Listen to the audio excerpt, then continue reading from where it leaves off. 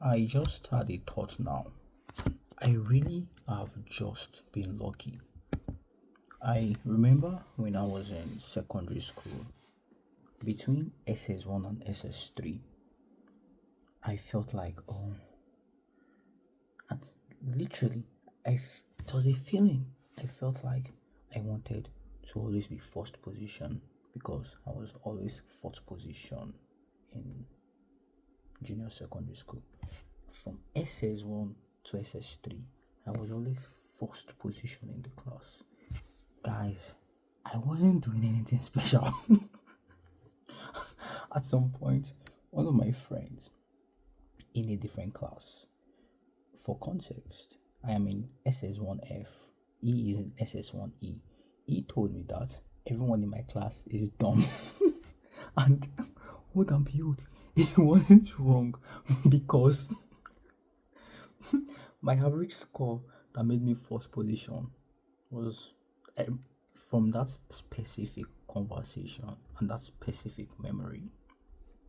My average score was 78 and I was first position in my class. Then the average score that was first position in his class was 95. I want to be very honest, 95 or 96 or 98, but somewhere in the 90s. I cannot really remember, but I know mine was 78. And then if I was in his class, I would have been like fifth position, I think. But going to SS1, I said, I wish I just become first position, and they put me in a class where I was always first position. So, if any of my secondary school mates, old secondary school mates, says this, I'm not saying you're dumb, I'm just sharing my experience. My apologies if this sounds rude, but I was, for some reason, placed in a class where my mediocrity was rewarded. I won't say mediocrity because I do kind of read, because my dad wakes me up for him to read, and I had extra curricular lessons, so I wasn't lazing around.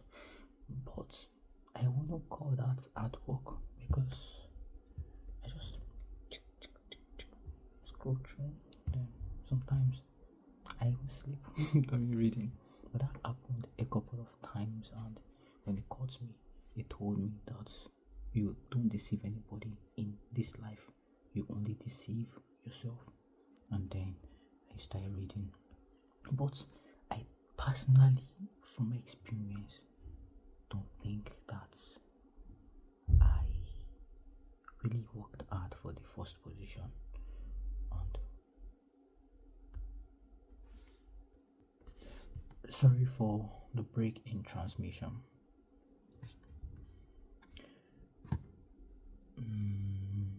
So yes, I don't know how I was always first position. I mean, I was reading, don't get me wrong, but I wasn't doing anything special. Or maybe I just feel like I'm not been doing anything special. And shout out to my half brother. I know he will be watching this. In one of my videos, I said I wished he lived with us growing up. I really wished he did.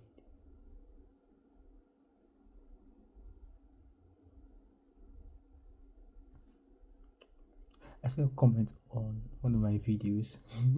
I said perception is reality. He said reality is reality. I'm actually going to text him and ask him to explain that to me.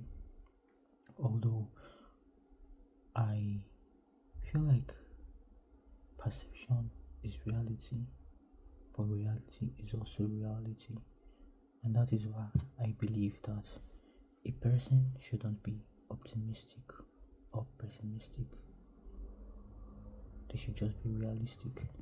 But I also believe that the way you perceive reality is what determines the outcome. It's what even determines how the situation is for you. If you are going through something and you think you're going through a tough time, it becomes a tough time.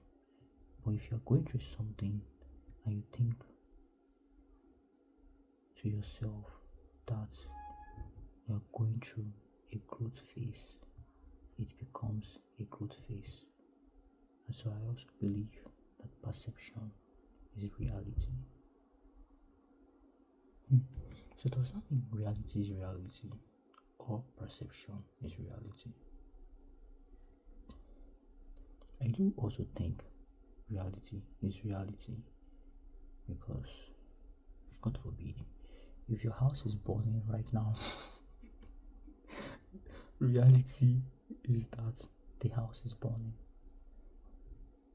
But then your perception to that house burning could be that God is using that as a form of situation to elevate you by allowing you to draw closer to Him or humble yourself and put Him in all your affairs.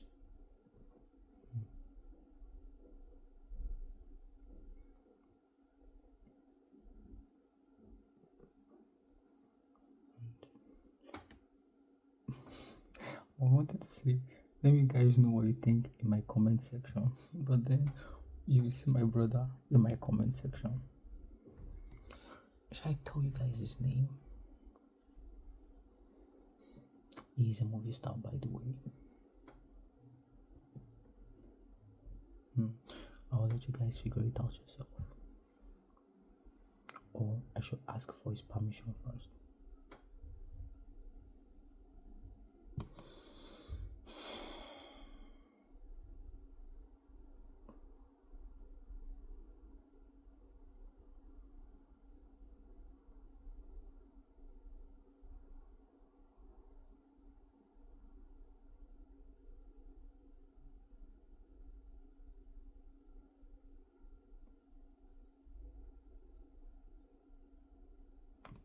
Asking for his permission because that's my brother. That's my big brother. My big brother. Big bro. Big bro.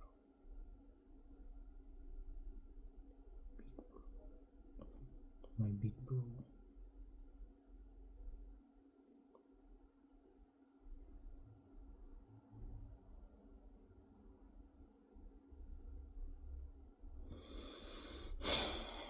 Like and subscribe.